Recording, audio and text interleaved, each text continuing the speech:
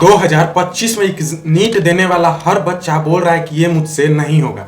क्योंकि इस बार का जो नीट एग्ज़ाम है वो नीट के हिस्ट्री में एक बहुत ही बड़ा बदलाव लाकर रख दिया है। 4 मई 2025 का वो दिन था जिस दिन 24 लाख से ज़्यादा स्टूडेंट्स ने उस एग्ज़ाम को अटेंड किया, और वो 24 लाख स्टूडेंट्स नहीं बल्कि वहाँ पर 24 लाख सपने बैठे हुए थे, ऐसा हम कह सकते हैं। लेकिन उन सभी का ये वीडियो देखने के बाद दिल टूट जाएगा। नीट जैसा बड़ा एग्ज़ाम भी अब उन एग्ज़ाम्स में शामिल हो गया है जिनके अक्सर मामला पेपर लीक से सुनकर आते हैं, और ये कोई नॉर्मल बात नहीं है, क्योंकि ये एग्ज़ाम बहुत ही ऊपर लेवल से होता है। बहुत सारे लोगों बहुत सारे हार्ड वर्क करके यहाँ इस एग्ज़ाम को अटेंड करते हैं। लेकिन इस बार जो एग्ज़ाम हुआ उसका पेपर तो अभी तक लीक होने का कोई ऐसा मामला नहीं आया, लेकिन उससे भी बड़ा ये चीज़ आया है कि इस बार का पेपर बहुत ज़्यादा टफ था, और इस टफनेस को देखते हुए आगे आने वाले एस्पिरेंट्स अब बिल्कुल तरह से झकझोर दिए जाएंगे, और उनका शायद सपना ये बिल्कुल नहीं रहेगा कि वो आगे चल के नीट की तैयारी करें। बहुत सारे स्टूडेंट्स के कुछ गलतियां थी जिसके वजह से उनका नीट एग्जाम बिल्कुल ही अच्छा नहीं गया,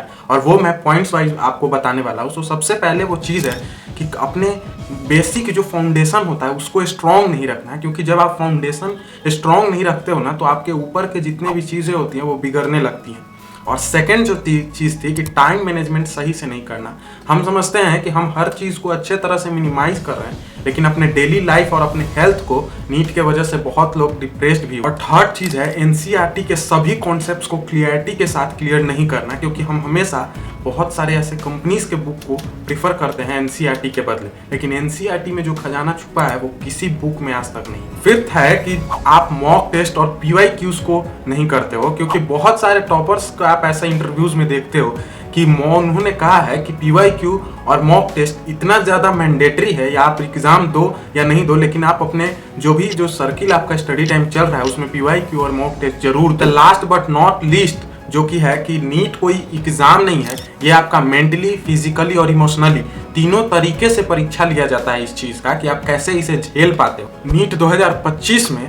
जो पहले से भी ये बहुत ज़्यादा खतरनाक रहा, क्योंकि इसमें बहुत सारे चेंजेज हैं, जैसे कि जो क्वेश्चन पेपर्स के जो पैटर्न्स थे वो बिल्कुल अनप्रेडिक्टेबल थे, और जितने भी चीज़ें होती हैं जो हम एग्ज़ाम में अपीयर करते हैं वो बिल्कुल एक कह सकते हैं कि सोच से स्टूडेंट्स के बाहर थे, और ऊपर से पॉपुलेशन इतनी ज़्यादा थी और सीट बिल्कुल कम। और थर्ड चीज़ आती है कि जब आप इन सभी चीज़ों को करते हो और फिर भी आपका कट ऑफ से रिजल्ट कम आ जाता है, आपका रैंक घट जाता है, तो ये एक बहुत ही गलत चीज़ होता है आपके साथ। अगर तुम सच में सीरियस एक नीट एस्पिरेंट हो तो तुम अपने स्पीड, एक्यूरेसी, नॉलेज इन सभी को एक साथ रख कर चलते हो, और तभी तुम एक अच्छे एक्सपीरियंट बन सकते हो और एक अच्छा नॉलेज को अपने दिमाग में हमेशा के लिए बिठा सकते हो। और शायद ये बहुत ज़्यादा ज़रूरी है, आपके अंदर इतनी एबिलिटी होती है कि आप नीट को बहुत ज़्यादा अच्छे लेवल से क्रैक कर सकते हैं, वो भी अच्छे रैंक। और अब आपको जो भी लोग एग्ज़ाम दे चुके हैं उनके लिए सबसे मेन चीज़ यही है कि आप एकदम बिल्कुल अभी शांत रहो जब तक आपके रिजल्ट्स नहीं आते हैं, क्योंकि आप जितने ज़्यादा वीडियोस को देखोगे